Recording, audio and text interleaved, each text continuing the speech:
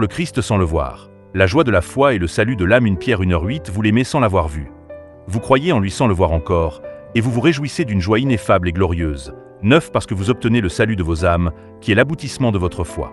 Nous ne voyons pas Jésus, mais Jésus, lui, nous regarde et veille sur nous jour et nuit. Au lieu de chercher vainement à voir Jésus avec nos yeux physiques, nous devons croire qu'il nous regarde avec les yeux de son amour, comprendre cet amour, et aimer Jésus du même amour. Même si Jésus est présent partout, ce n'est que lorsque nous croyons en lui, que nous le reconnaissons et que nous l'aimons, que nous pouvons véritablement goûter la grâce du salut qu'il nous a donné. Sinon, nous ne pouvons pas réellement bénéficier de son œuvre salvatrice, comme une rencontre passagère qui nous aurait simplement effleurés. Psaume 34, 8. L'ange de l'Éternel campe autour de ceux qui le craignent, et il les délivre. Dans l'Ancien Testament, cet amour envers Dieu est souvent exprimé par le terme de « crainte de l'Éternel ».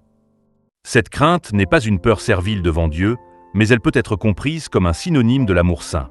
En réalité, nous ne cherchons souvent pas Jésus avant d'être confrontés aux difficultés. Nous essayons de vivre par nos propres capacités, par l'aide des autres, ou même par le secours d'anciennes croyances et d'idoles. Mais celui qui ne trouve finalement aucun secours véritable découvre Jésus qui, depuis toujours, veille sur lui. Si quelqu'un rencontre Jésus précisément à cause des épreuves qu'il traverse, cette personne est en réalité celle qui a reçu la véritable bénédiction du salut. Selon les critères du monde, elle peut sembler malheureuse ou privée de bonheur. Pourtant, elle est en vérité une personne comblée par une bénédiction céleste. Matthieu 5h3. Heureux les pauvres en esprit, car le royaume des cieux est à eux. À celui qui ne dépend que de Jésus, Jésus ne se contente pas de donner le royaume des cieux. Il ne l'abandonne pas non plus dans cette vie terrestre. Il envoie les armées célestes et les anges pour protéger ceux qu'il aime. Certes, dans l'Ancien Testament, cette protection divine est souvent décrite à travers l'action des anges. Mais dans le Nouveau Testament, Dieu nous donne quelque chose de bien supérieur aux anges. Son propre esprit, le Saint-Esprit, qui demeure en nous et nous garde. Quelle grâce extraordinaire! Quel démon pourrait donc oser s'approcher d'une personne en qui demeure le Saint-Esprit? Il ne pourrait même pas s'en approcher. La protection divine devient si parfaite que l'intervention des anges eux-mêmes n'est même plus nécessaire.